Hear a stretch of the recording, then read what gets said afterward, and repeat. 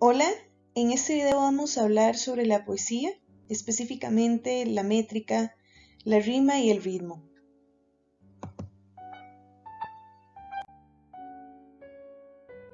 En el caso de los conceptos, tenemos la métrica, que es la división silábica sujeta a las licencias y normas aplicadas por el poeta. En el caso de la rima, es la repetición total o parcial de sonidos finales a partir de la última vocal acentuada, ya sea con o sin tilde. Y el ritmo es lo que le otorga la cadencia y musicalidad a un poema, y esto pues depende de la colocación de los acentos. En el caso de la métrica tenemos licencias. Como mencionamos anteriormente, la métrica depende de las licencias y las normas. Estas son optativas porque dependen de la decisión de cada poeta. Tenemos la sinalefa, que es la unión de la vocal final de una palabra con la inicial de otra. Por ejemplo, tres morillas me enamoran. Si observamos me, que termina con una E, y enamoran, que termina igual con otra E, ambas terminan e inician en vocal y por tanto se unifican en una sola sílaba. Esta la vamos a aplicar siempre y cuando el poeta prescinda de ella.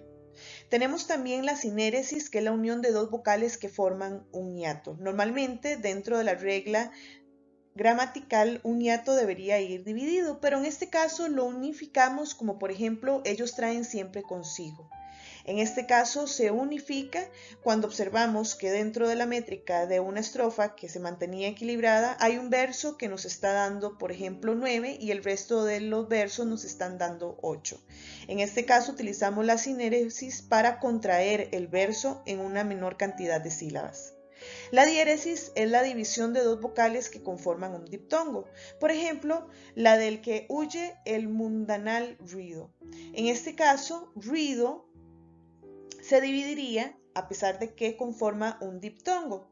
¿Para qué se divide? Precisamente para que nos dé más sílabas y precisamente pueda coincidir con el resto de los versos que ya poseen una métrica similar.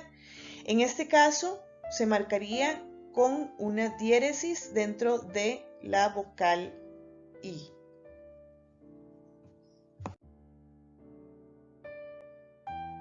Cuando el poeta prescinde de la sinalefa es lo que conocemos como el hiato.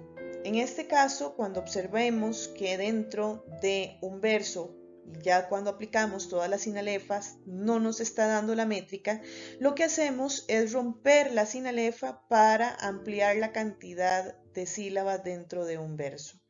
Como por ejemplo, en este caso, de oro debería ir marcado por una sinalefa, pero en este caso se divide para que nos dé la cantidad de sílabas que se necesitan.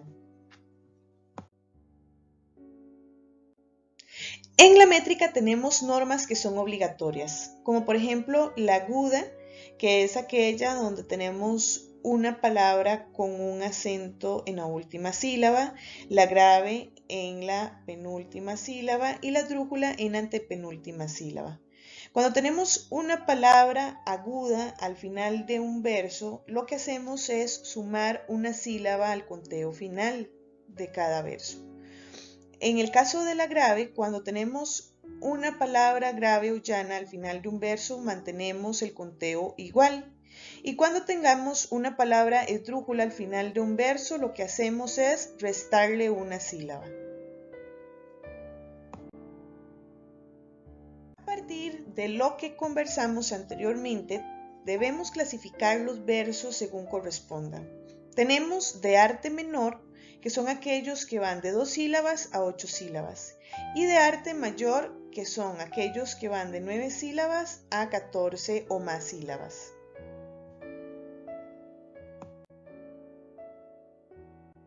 Recordemos que la rima es aquella donde recae la acentuación en la última vocal acentuada de un verso. En este caso, tenemos rima asonante, rima consonante, versos sueltos y versos libres.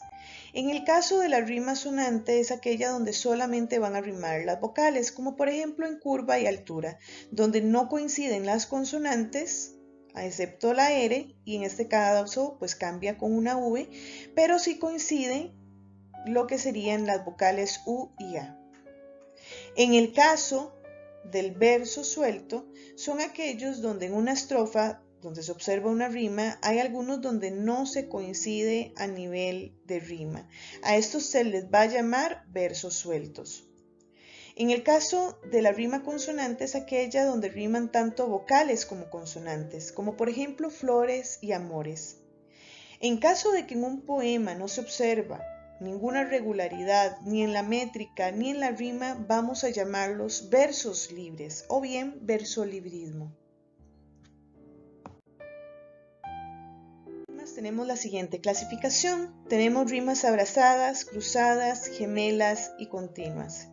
En el caso de la rima abrazada, observemos que se marca con las letras del abecedario. Siempre estas van a cambiar conforme modifique o se modifique la rima siguiente, por ejemplo A y B.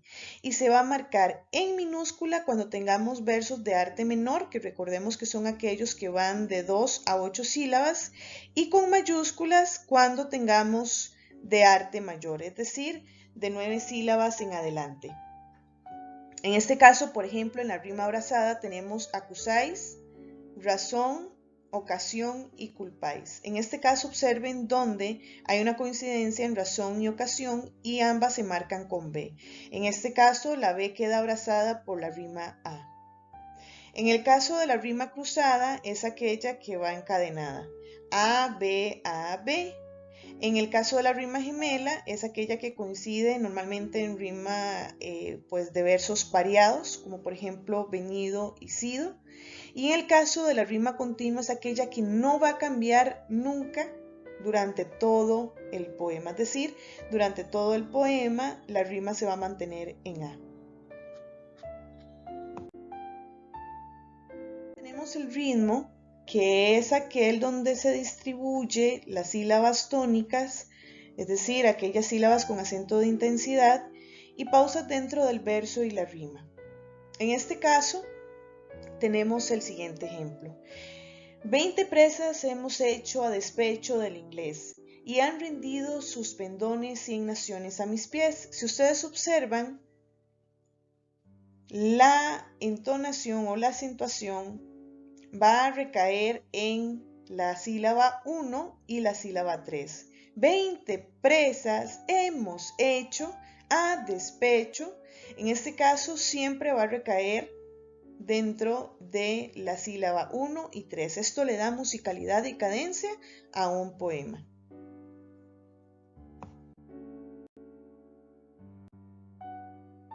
Y bueno, eso sería todo. Muchísimas gracias.